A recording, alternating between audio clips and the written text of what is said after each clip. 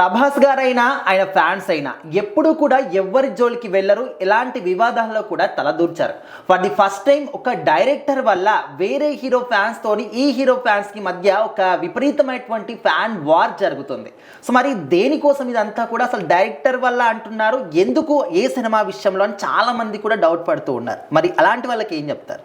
రాజాసాబ్ అనే సినిమా నుంచి రెబల్ సాబ్ అనే సాంగ్ వచ్చిందన్నమాట. ఆ సాంగ్ లాంచ్ అప్పుడు డైరెక్టర్ మారుతి గారు, ఎస్కేఎన్ గారు వీళ్ళంతా వెళ్ళి అక్కడ ఫ్యాన్స్ని ఎంటర్టైన్ చేస్తూ స్పీచ్లు అయితే ఇచ్చారనమాట.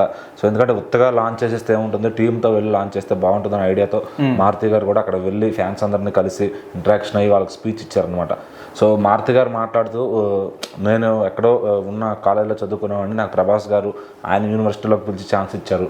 సో నేను ఒకటే చెప్తాను, కాలర్లు ఎత్తి నేను అట్లా బిల్డప్ లేవును, నేను ప్రభాస్ గారు కట్అవుట్ని నమ్ముతాను, ఆయన కట్అవుటే సినిమా బాక్స్ ఆఫీస్ బాగా ఆడిస్తుందని చెప్పి ఆయన చెప్పారనమాట. సో అది ప్రభాస్ గారి ఫ్యాన్స్ చాలా పెద్ద ఎలివేషన్లో ఫీల్ అయ్యారు. ఎందుకంటే ప్రభాస్ గారు కట్అవుట్ చాలు సినిమా హిట్ అవ్వడానికి, సినిమా ఎట్లున్నా పర్లా ఆయన ఉంటే ఆయన చూడటానికి వస్తారు అనే ఒక థాట్లో వాళ్ళ ఫ్యాన్స్ ఉంటే, దీన్ని ఎన్టీఆర్ గారి ఫ్యాన్స్ మాత్రం సీరియస్గా తీసుకున్నారు అనమాట. ఎందుకంటే ఆయన మాట్లాడిన మాటలో కాలర్ ఎత్తి ఓవర్ యాక్షన్ చేయను అని చెప్పి ఆయన మాట్లాడారు. సో దాన్ని బేస్ చేసుకుని ఎన్టీఆర్ గారి ఫ్యాన్స్ రీసెంట్గా జూనియర్ ఎన్టీఆర్ గారు వార్ 2కి 2 కాలర్లు ఎత్తడం, అలాగే అంతకుముందు కూడా ఆయన కాలర్ ఎత్తే సెంటిమెంట్ ఆయనకు ఉందన్నమాట. సో మా హీరోనే అన్నాడు మారుతి గారు అని చెప్పి గుచ్చి ఆయన ట్రాల్ చేయడం, ప్రభాస్ గారు ఫ్యాన్స్తో ఆయన వార్ చేయడం, ఇదంతా జరుగుతుందన్నమాట. సో ఇక్కడ ఏంటంటే ఇదంతా చూసి మారుతి గారు క్లారిటీ ఇచ్చారు, నేను ఏ ఒక్క హీరోని ఉద్దేశించి అనలేదు, ఎన్టీఆర్ గారిని అయితే అసలు అనలేదు. సో నేను సాదా క్యాజువల్గా చెప్పాను, కాలర్ ఎత్తే అట్లా ఆ మాట నేను ఎన్టీఆర్ గారిని అనలేదని ఆయన ఒక స్టేట్మెంట్ లాగా రిలీజ్ చేశారనమాట. సో ముందు ఇప్పుడు ప్రతి ఒక్కరికి అదే పరిస్థితి వస్తుంది, ముందు నోరు జారతం ఎందుకు, తర్వాత ఆ స్టేట్మెంట్లు ఇవ్వడం ఎందుకు అని చెప్పి కూడా చాలామంది మాట్లాడుకుంటున్నారు.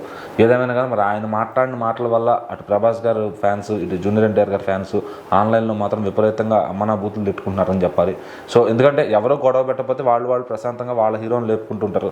సో ఇట్లా ఒక మాట ఒక చొరక వేయడం వల్ల అది 2 ఫ్యాన్ బేస్లకి 3 ఫ్యాన్ బేస్లకి గొడవ సిచ్యువేషన్ ఉంటుందన్నమాట. కొన్నిసార్లు ఇప్పుడు ప్రభాస్ అంటే పడని వాళ్ళు వేరే హీరో ఫ్యాన్స్ కూడా వీళ్ళతో తోడయ్యి వాళ్ళని ప్రభాస్ గారిని ఏదో ఒకటి అంటాం, లేదంటే వాళ్ళ ఫ్యాన్స్ వీళ్ళని అంటాం, అట్లా ఇలా ఈ మ్యూచువల్ అండర్స్టాండింగ్ మీద వెళ్ళే గొడవలు కూడా అవుతూ ఉంటాయి అనమాట. ఈ సోషల్ మీడియాలో ఈ గొడవలు అనేవి ఎప్పటికీ ఆగవు. పోలీసులు కానీ ఎవరు కూడా సైబర్ క్రైమ్ వాళ్ళు కానీ దానికి ఎటువంటి చెక్ పెట్టలేరు. ఎందుకంటే అది వాక్ స్వతంత్రం అనే ఒక పేరుతో అందరూ ఇష్టం వచ్చినట్టు మాట్లాడుకుంటుంటారు అనమాట. సో మరి ఏదేమైనా కానీ ఇలాంటి ఇప్పుడు ఈ జనరేషన్ కూడా అప్పటికి ఆగిపోవాలనుకుంటారు అందరూ కూడా. ఇదివరకు థియేటర్ల దగ్గర గొడవలు పడేవాళ్ళు, ఇప్పుడు సోషల్ మీడియాలోకి వచ్చారనమాట, అంతే పెద్ద తేడా లేదు.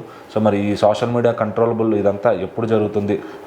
వేరే ఫేక్ ఐడీలు కూడా వచ్చి ఆ హీరోని తిట్టడం, అంటే ఇప్పుడు ఫర్ సపోజ్ ఇప్పుడు ఒక వేరే ఫ్యాన్ ఐడి ఉంటాడు, వాడు వచ్చి ప్రభాస్ ఫ్యాన్ లాగా వచ్చి తను తిట్టడం, లేదంటే వాడు వాళ్ళ ఐడి పెట్టుకుని అలా రాంగ్గా ప్రొజెక్ట్ చేస్తూ అలా వాళ్ళ హీరోని తిట్టిస్తూ ఉంటారనమాట. సో అది కూడా కంట్రోల్ చేయాలి. మరి అదంతా ఎవరు దాని బాధ్యత తీసుకుంటారు? అవైతే తగ్గేవి కాదు, కానీ కొంచెం కంట్రోల్ అయితే చేయాలన్నమాట. సో మరి దాన్ని లీడ్ ఎవరు తీసుకుంటారో, అట్లాంటివి ఎవరు తగ్గిస్తారు? ఏదేమైనా మారుతి గారు మాత్రం టాక్ ఆఫ్ ద టౌన్గా మారిపోయారు.